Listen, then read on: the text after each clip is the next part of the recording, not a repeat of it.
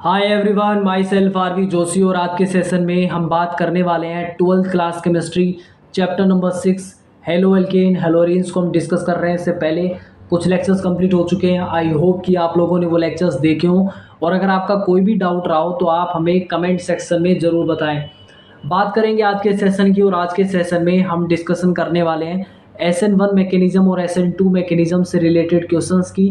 तो वीडियो के एंड तक ज़रूर बने रहना। चलिए स्टार्ट करते हैं। बात करते हैं। सबसे पहला क्वेश्चन यहाँ पर दिया जा रहा है कि निम्नलिखित हैलोजन कंपाउंड्स आपको दिए गए हैं जिसकी पेयरिंग आपको दी गई है और बोला जा रहा है कि SN2 अभिक्रिया के लिए कौन सा कंपाउंड ज़्यादा एक्टिव होगा। ठीक है, यानी कि कौन सा कंपाउंड जो है वो SN2 अभिक्रिया ज़्यादा तीव्रता से देगा, ये बात आपसे पूछी जा रही है। तो चलिए स्टार्ट करते हैं।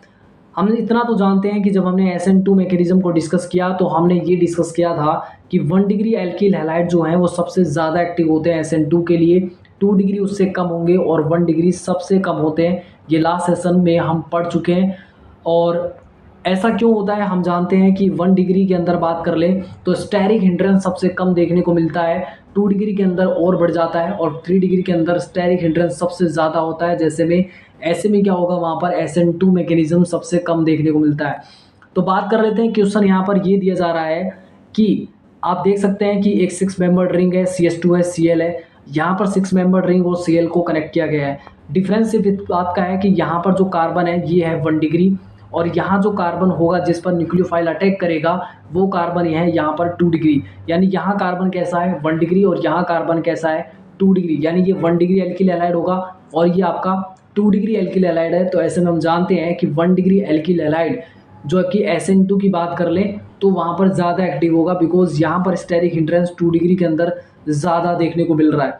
ठीक है, बात करते हैं कि अब तो इसमें आंसर क्या हो जाएगा आपका दिस। ठीक है, इन दोनों की बात कर लें तो यहाँ पर आप देख सकते हैं कि एक कंपाउंड के अंदर आपका आयोडीन कनेक्ट है तो दूसरे के अंदर आपका क्लोरीन कनेक्ट है। यानी कि डिग्री का डिफरेंस तो यहाँ पर बिल्कुल नहीं है, क्योंकि जिस कार्बन से आपका आयोडीन कनेक्ट है वो कार्बन कैसा है, यहाँ पर भी 1 डिग्री है और यहाँ पर भी 1 डिग्री है। यानी कि डिग्री का डिफरेंस यहाँ पर नहीं है। ऐसे में आप देखेंगे कि लास्ट सेशन में हमने ये भी डिस्कस किया था कि एल्किल हैलाइड्स का जो रिएक्टिविटी ऑर्डर है वो हमने वहाँ पे डिस्कस किया था कि RI सबसे ज़्यादा एक्टिव होता है आर बी आर के कंपेरिजन में और फिर RBr ज़्यादा एक्टिव होगा RCl के कंपेरिजन में और RCl ज़्यादा एक्टिव होता है RF के कंपेरिजन में। ऐसा क्यों होता है हम जानते हैं कि RI के बीच का ये जो बॉन्ड होगा ये लेंथ में लंबा होता है, यानी कि ये बॉन्ड क्या होता है लेंथ में बड़ा होता है, जिस वजह से इस बॉन्ड को तोड़ना आसान होता है। ठीक है, और ऐसे में हम जानते हैं कि ये सबसे ज़्यादा एक्टिव होगा इन दोनों कंपाउंड्स की जब हम बात कर रहे हैं। ठीक है, तो आंसर क्या हो जाएगा आपका आयोडीन वाला यहाँ पर आंसर हो जाएगा। ठीक है, बात कर लेते हैं यहाँ पर अगले क्वेश्चन की और अगला क्वेश्चन यहाँ पर दिया जा रहा है। क्वेश्चन ये है कि SN1 और SN2 अभिक्रिया में निम्नलिखित यौगिकों की अभिक्रियाशीलता का जो क्रम है वो हमें बताना है। कंपाउंड यहाँ पर पहला दिया गया है ब्रोमोब्यूटेन।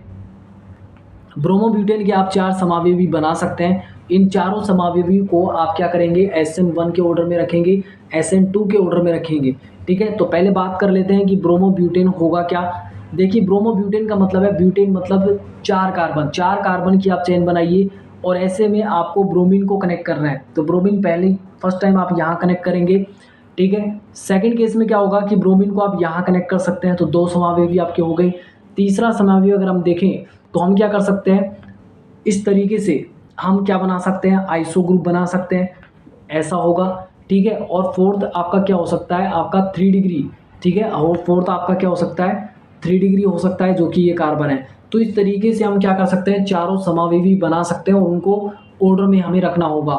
बात कर रहे थे कि SN1 का जब आप ऑर्डर डिस्कस करते हैं तो आपको इतना तो पता है कि 3 डिग्री के अंदर सबसे ज़्यादा होगा, 2 डिग्री के अंदर उससे कम, 1 डिग्री के अंदर सबसे कम होता है। ठीक है, SN1।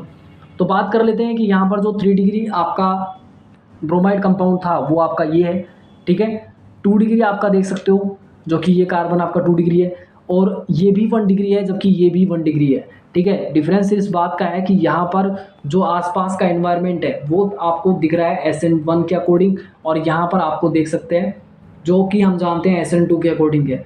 ठीक है, तो हम क्या करेंगे इन दोनों में अगर बात करें तो SN1 यहाँ पर ज़्यादा अच्छे से होगा एज कम्पेयर टू दिस। ठीक है, बात करते हैं अगले पॉइंट की और अगला पॉइंट यहाँ पर है कि इसी के लिए हमें क्या करना है SN2 का ऑर्डर भी बताना है तो इसका जस्ट क्या हो जाएगा, अपोजिट होगा। जैसे हम बात कर लें कि सबसे ज़्यादा किस में होगा, 1 डिग्री के अंदर, फिर उससे ज़्यादा किस में होगा, 1 डिग्री में ही होगा। बट यहाँ पर देख सकते हो हमने ये कहा कि ये किसके अकॉर्डिंग था, इसके कंपैरिजन में स्टेरिक हिंड्रेंस थोड़ा ज़्यादा यहाँ पर है, ठीक है। और यहाँ तो और भी ज़्यादा होगा क्योंकि 2 डिग्री है और 3 डिग्री के अंदर सबसे ज़्यादा स्टेरिक हिंड्रेंस है, तो सबसे कम एक्टिव होगा SN2 के लिए, ठीक है। नेक्स्ट क्वेश्चन यहाँ पर दिया जा रहा है, आप इनको भी देख लें। नेक्स्ट क्वेश्चन जो है यहाँ पर, नेक्स्ट क्वेश्चन यहाँ पर जो है वो ये है C6H5CH2Br, C6H5CH2, C6H5 और Br। ऐसे में देख लो कि यहाँ पर एक है बेंजीन रिंग, यहाँ पर क्या है आपकी 2 बेंजीन रिंग कनेक्ट है, और यहाँ पर क्या है एक बेंजीन रिंग है और एक मिथाइल ग्रुप कनेक्ट होगा कार्बन से। यहाँ पर एक बेंजीन रिंग है, 2 बेंजीन रिंग है और एक मिथाइल ग्रुप है। तो हम इतना तो जानते हैं कि बेंजीन रिंग जो होगा वो ज़्यादा स्टेरिक हिंड्रेंस पैदा करता है एज कम्पेयर टू हाइड्रोजन और मिथाइल ग्रुप, ठीक है। तो हम इतना तो समझ में आ गया कि SN1 के लिए ऑर्डर क्या हो सकता है और SN2 के लिए ऑर्डर क्या हो सकता है। तो देख लीजिए यहाँ पर सबसे पहले अगर आप बात कर रहे हैं SN1 की, तो हम अच्छे से जानते हैं कि SN1 के लिए वो ज़्यादा एक्टिव होगा जहाँ पर स्टेरिक हिंड्रेंस ज़्यादा होगा। यानी कि जहाँ पर हम देखें कि SN1 के लिए कौन ज़्यादा एक्टिव होगा, जिसमें 2 मिथाइल ग्रुप हों और एक जिसमें 2 बेंजीन रिंग होंगी और एक मिथाइल ग्रुप होगा, ठीक है। उससे कम एक्टिव कौन होगा, जिसमें 2 बेंजीन रिंग कनेक्ट है, ठीक है। और उससे भी कम एक्टिव कौन होगा, जिसमें एक बेंजीन रिंग और साथ ही जिसमें एक क्या होगा वहाँ पर CH3 कनेक्ट होगा, ठीक है। और फाइनली सबसे कम स्टेरिक हिंड्रेंस आपको कहाँ दिख रहा है, इस वाले केस में दिख रहा है। तो सिंपल सा है कि जहाँ पर स्टेरिक हिंड्रेंस सबसे कम होगा वहाँ SN1 सबसे कम होगा। लेकिन इसका जस्ट अपोजिट किस में है, SN2 के अंदर है। SN2 में जहाँ स्टेरिक हिंड्रेंस सबसे कम वहाँ सबसे ज़्यादा एक्टिव होगा SN2 के लिए, ठीक है।